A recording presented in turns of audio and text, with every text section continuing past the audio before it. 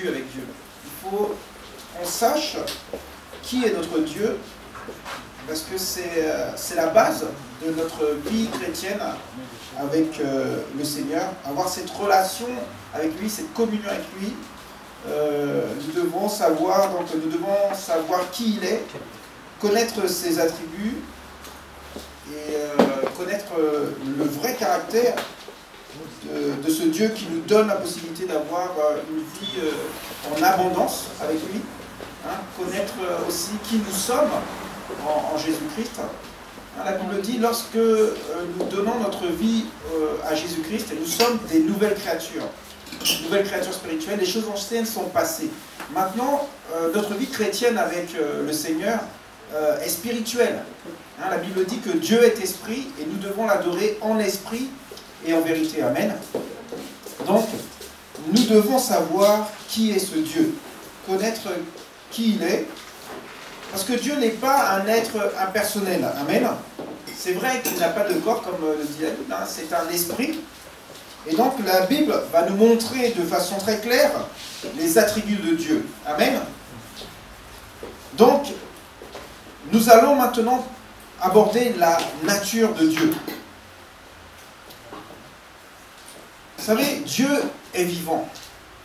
Dieu, ce n'est pas comme les idoles, une statue, une pierre, une montagne.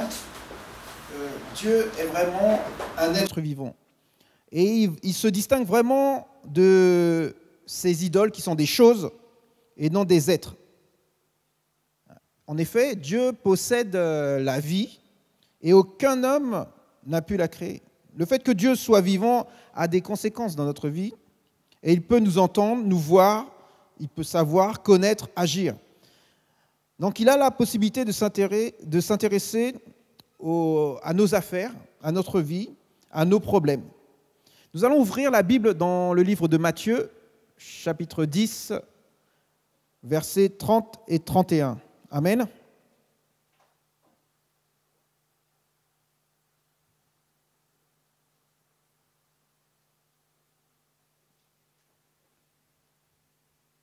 Donc Matthieu, chapitre 10,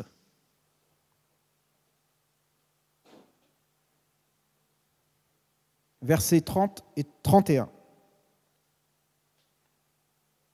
Je lis la parole de Dieu. Amen. La Bible dit que même vos cheveux sont tous comptés. N'ayez donc pas peur, parce que vous valez beaucoup plus que les oiseaux qui sont dans les champs. Amen.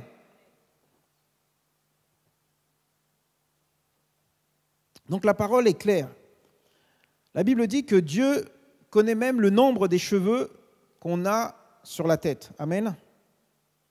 Et elle dit aussi que nous avons beaucoup plus de valeur que toute la création de Dieu, c'est-à-dire les oiseaux, les animaux et tout ça. Amen.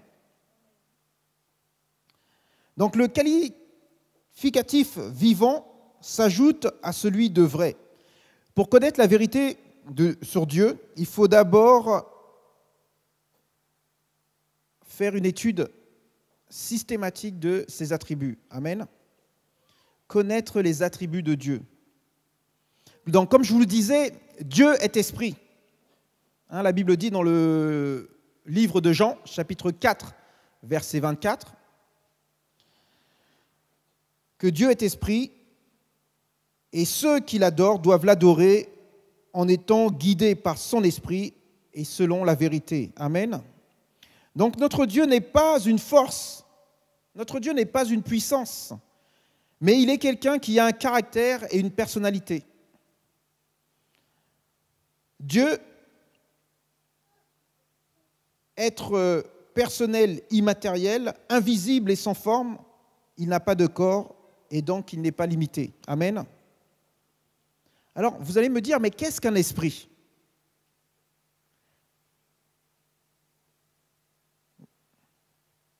Est-ce que quelqu'un peut me donner la réponse à cette question ? À votre avis, qu'est-ce qu'un esprit ? Si quelqu'un veut répondre à cette question, peut s'approcher et s'asseoir à côté de moi. Ne soyez pas timide. Hein. La Bible dit que Dieu ne nous a pas donné un esprit de timidité. Amen. Mais un esprit de force, de puissance. Je vois ma sœur Jessica qui a l'habitude de faire des entretiens d'embauche et qui est très à l'aise. Elle va pouvoir donc venir à côté de moi et répondre à la question. Amen. Ouvrons la Bible dans le livre de Luc, chapitre 24, verset 39. Et vous allez voir comment la Bible répond à cette question. Et c'est Jésus qui parle, si je me rappelle bien. Il dit dans la parole, la Bible, « Regardez mes mains et mes pieds, c'est bien moi. Touchez-moi, regardez. Un esprit n'a ni chair, ni os, comme vous voyez que j'ai. » Donc, un esprit n'a pas de chair et d'os. Un esprit, c'est invisible. Ça, c'est une des réponses que vous auriez pu me donner. Amen. Regardons dans Genèse, chapitre 1, verset 27. Qu'est-ce que dit la Bible à ce propos? Genèse 1, 27. Il est écrit dans le livre de Genèse, chapitre 1, verset 27, que Dieu créa l'homme à son image. À l'image de Dieu, il le créa. Mâle et femelle, il les créa. Amen. En effet, nous sommes créés à l'image de Dieu. Et la Bible nous révèle que Dieu est esprit. Dans le livre de Jean que nous avons lu tout à l'heure, au chapitre 4, verset 24, que Dieu est esprit et que nous devons l'adorer en esprit et en vérité. Amen. Donc, en réalité, nous sommes un esprit et nous habitons dans un corps fait de chair et d'os et nous avons une âme. L'âme, c'est l'intelligence. C'est là où résident les sentiments, les émotions. Amen.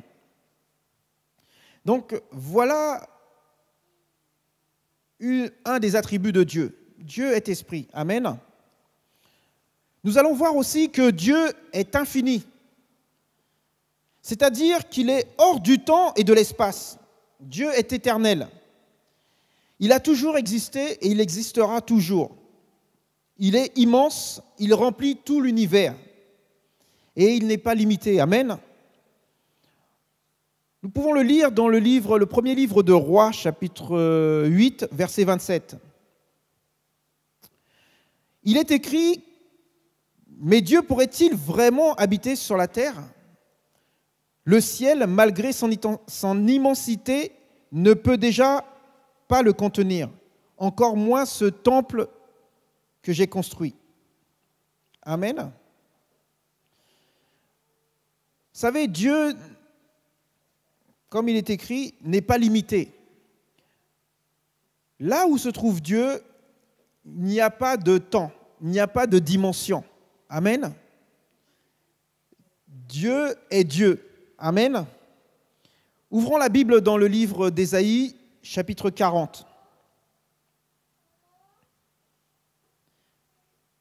Ésaïe, chapitre 40, à partir du verset 12.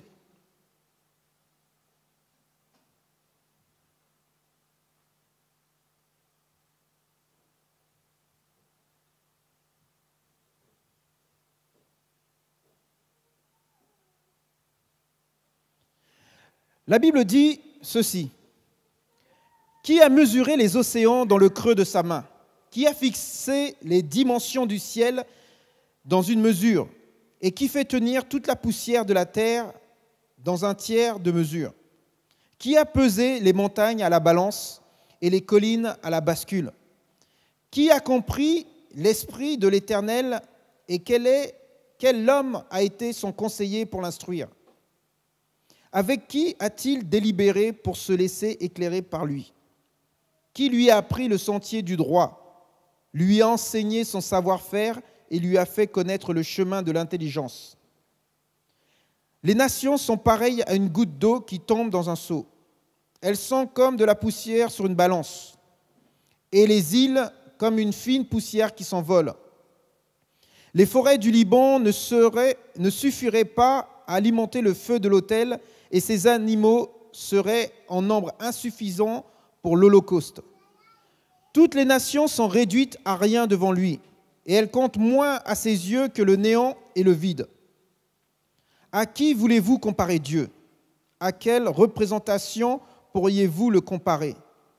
C'est un artisan qui fond la statue, puis un orfèvre la couvre d'or et y soude des chaînettes d'argent. Celui qui est trop pauvre pour une telle offrande choisit un bois qui ne pourrisse pas. Il sollicite les services d'un artisan assez habile pour fabriquer une sculpture sacrée qui ne soit pas branlante. Ne le savez-vous pas? Ne l'avez-vous pas appris?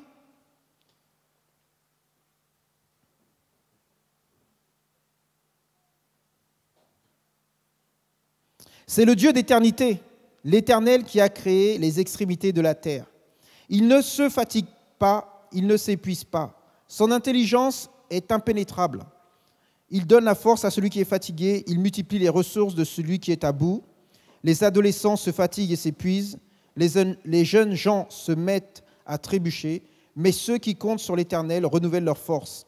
Ils prennent leur envol comme les aigles, ils courent sans s'épuiser, ils marchent sans se fatiguer. Amen. Donc notre Dieu est infini. Amen.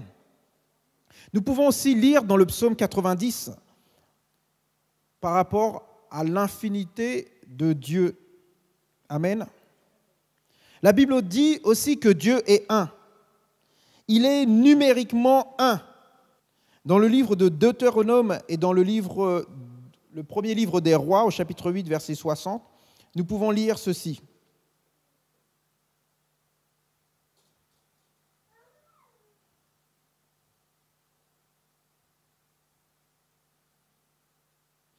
Dans le premier livre de Rois, chapitre 8, verset 60, la Bible dit « Ainsi, tous les peuples de la terre reconnaîtront que c'est l'Éternel qui est Dieu et qu'il n'y en a pas d'autre. » Amen. Dieu est Dieu, il n'y en a pas d'autre. Dans le livre de Deutéronome, chapitre 6, verset 4, la Bible dit « Écoute Israël, l'Éternel, notre Dieu, l'Éternel est un. » Amen. Il y a beaucoup de religions semblant présenter chacune leur Dieu ou leur divinité. Doit-on considérer qu'après tout cela est sans importance, que tous ces dieux sont valables et qu'il faut être large d'esprit et tout accepter? La Bible répond formellement. Il est écrit dans le livre d'Ésaïe, chapitre 43, versets 10 et 11, « Mes témoins à moi, c'est vous, mon peuple, déclare le Seigneur. Vous êtes mon serviteur, celui que j'ai choisi. Mon but est que vous sachiez, que vous croyiez et que vous compreniez qui je suis, moi. Avant moi, il n'y a pas de Dieu, et après moi, il n'y en aura pas. Le Seigneur, c'est moi et moi seul. À part moi, pas de sauveur. Il n'y a qu'un Dieu. » Amen. Nous devons savoir qu'il n'y a qu'un Dieu.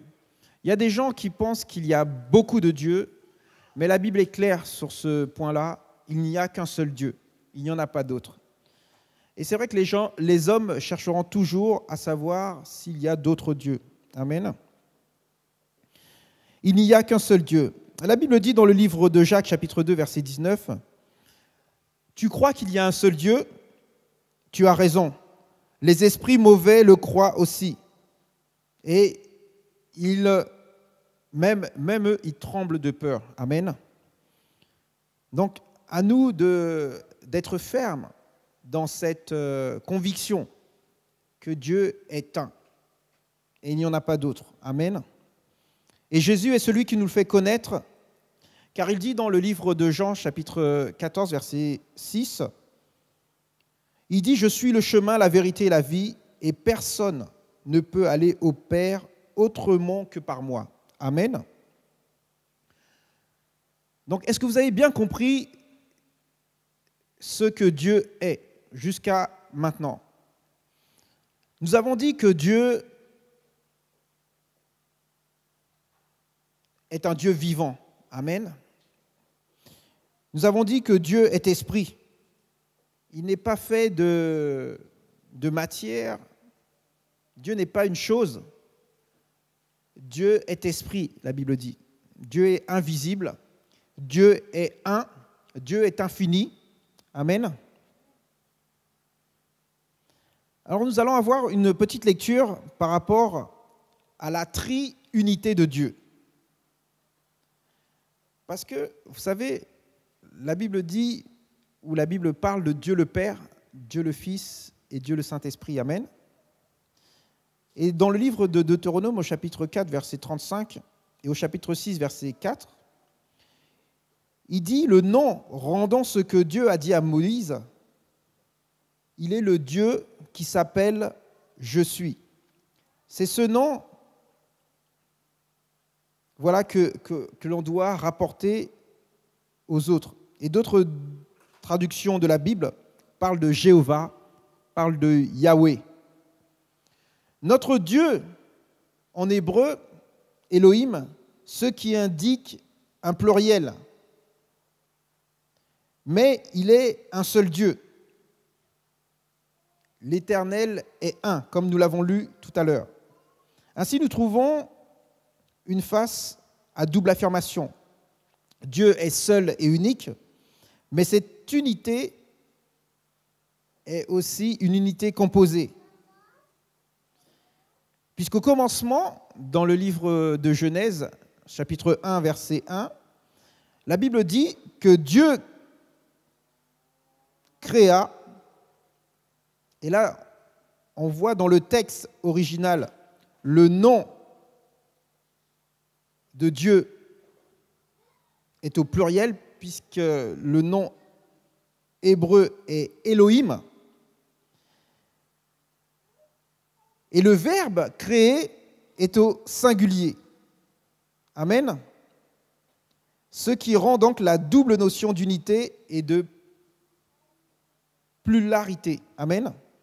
Donc que Dieu est plusieurs, mais on dit que Dieu créa. Amen. Alors que le mot à l'origine est un mot pluriel. Aussi, on voit cela dans le livre de Genèse au chapitre 3, verset 22, qu'on pourra lire à la maison. Alors, comment Dieu peut-il être trois et un seul en même temps?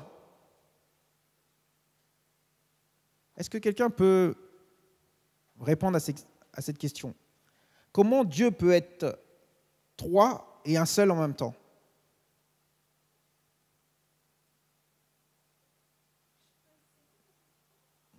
Oui, même si, bien sûr, on peut... Oui, mais la question, on dit, c'est comment Dieu peut-il être trois et un seul?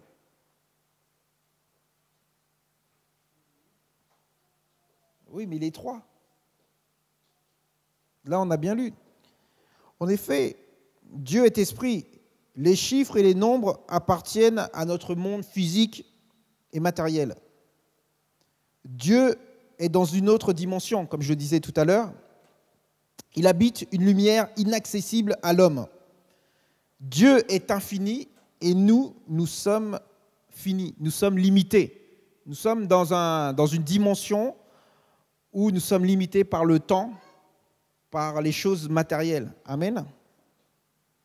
Donc c'est pourquoi il est nécessaire, tant que nous vivrons, nous, dans la dimension humaine et terrestre, de réaliser qu'on ne peut approcher Dieu que par la foi. Puisque Dieu est un être invisible, il est esprit. Comme on a lu tout à l'heure, la Bible dit que Dieu est esprit et que nous devons l'adorer en esprit et en vérité. Mais comment connaître Dieu et comment s'approcher de Dieu? Rappelez-vous, la Bible dit dans le livre d'Hébreux, chapitre 11, au verset 6, la Bible dit que celui qui s'approche de Dieu doit croire que Dieu existe. Donc c'est une foi, c'est-à-dire, la foi c'est quoi? La Bible dit que la foi c'est la ferme assurance des choses qu'on ne voit pas. C'est une conviction, c'est une démonstration des choses qu'on espère. Amen. Donc il y a cette foi, cette conviction en nous qui nous fait croire que Dieu est là, il est présent, celui qui a créé toutes les choses que nous voyons, et qu'on peut s'approcher de lui par la foi, ça veut dire en croyant qu'il est là, en lui parlant. Amen.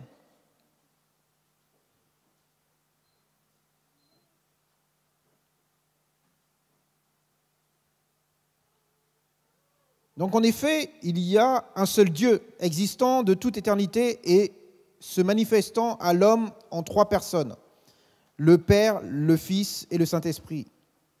Et plusieurs passages bibliques nous montrent l'ensemble de ces trois personnes de la divinité de ce qu'est Dieu.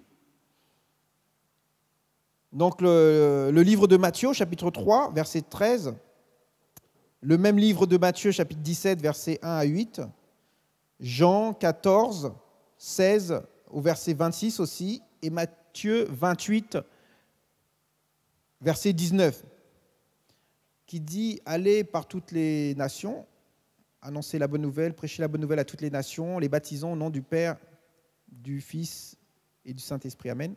Allez faire de toutes les nations des disciples, les baptisons au nom du Père, du Fils et du Saint-Esprit. » Amen, amen. Donc juste à présent, nous avons vu ces attributs de Dieu, la nature de Dieu.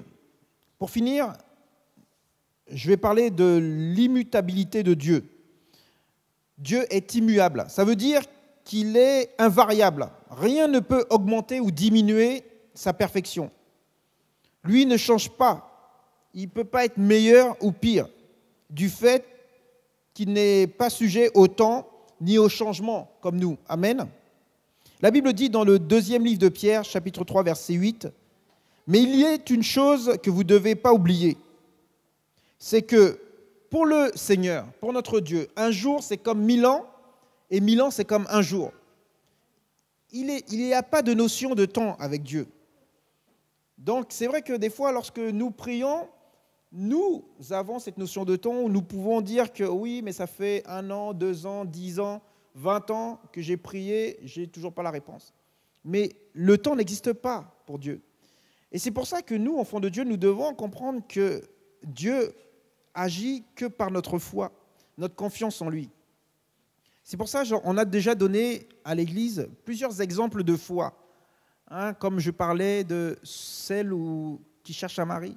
Il faut qu'elle montre sa foi. C'est comme ça Dieu fonctionne. Et c'est pour ça qu'il y a des gens qui prient et qui attendent beaucoup parce qu'ils ne mettent pas leur foi en pratique. Ça veut dire que ça ne peut pas toucher le cœur de Dieu.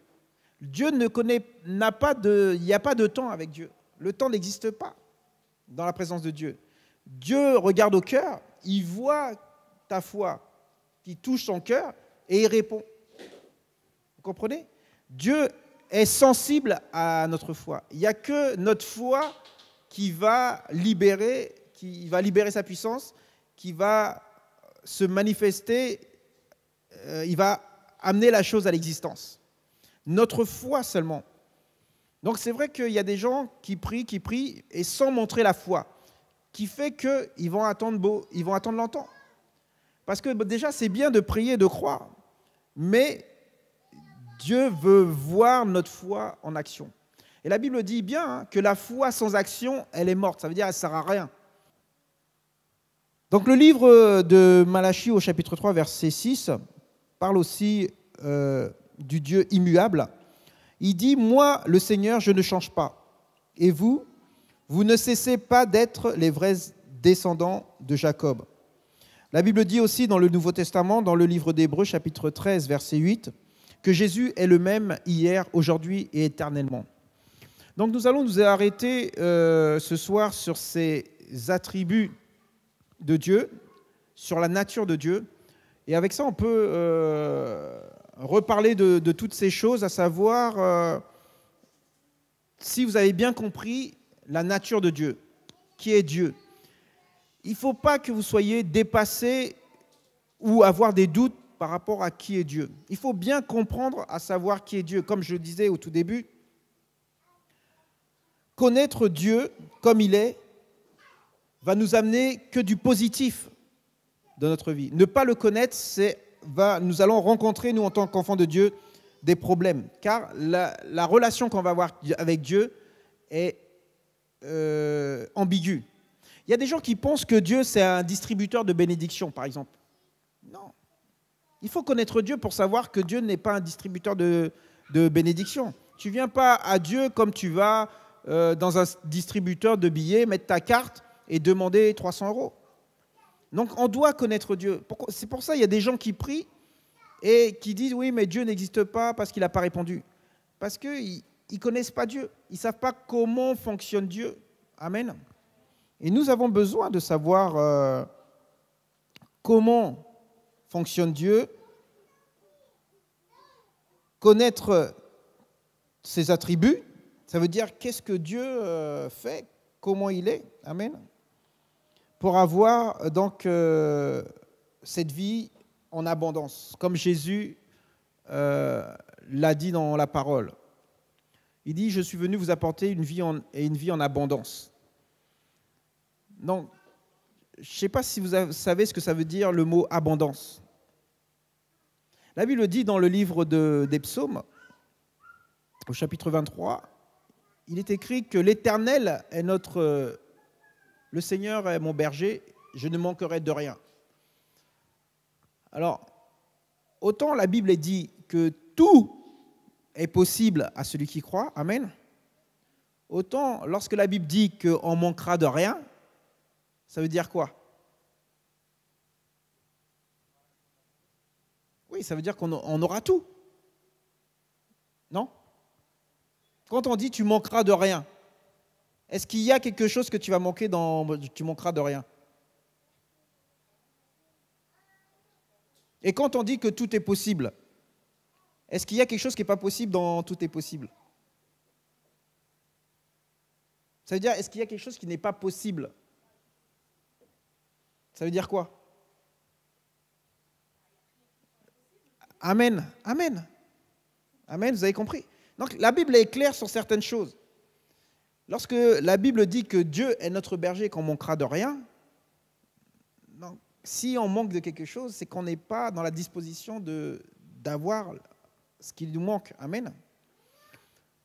Moi, j'ai des enfants et ceux qui sont parents, ils savent que notre enfant, on aime qu'il manque de rien. On aime lui faire plaisir. Ça veut dire dès qu'elle demande quelque chose, on a envie de donner à notre enfant, on a envie de lui faire plaisir. Donc nous, avec le cœur qu'on a, imaginez Dieu qui a donné son Fils Jésus-Christ pour nous racheter, pour faire de nous ses enfants. Donc lui, ce qu'il veut, c'est nous bénir à volonté. Et c'est pour ça, quand il dit que vous allez avoir la vie en abondance, ça veut dire avoir tout ce que vous voulez. Et on doit apprendre à connaître Dieu par rapport à ça. Parce qu'il y a beaucoup de gens qui ont une fausse idée de Dieu et qui demandent n'importe quoi, qui ne donnent pas à Dieu l'honneur qui lui est dû, le respect. Il y en a qui parlent à Dieu comme un pote. Tu vois, il n'y a pas ce respect de Dieu, cet honneur, cette révérence. Nous devons apprendre à savoir qui est Dieu. Parce que beaucoup de gens parlent à Dieu n'importe comment et ils pensent recevoir de Dieu en parlant comme ça.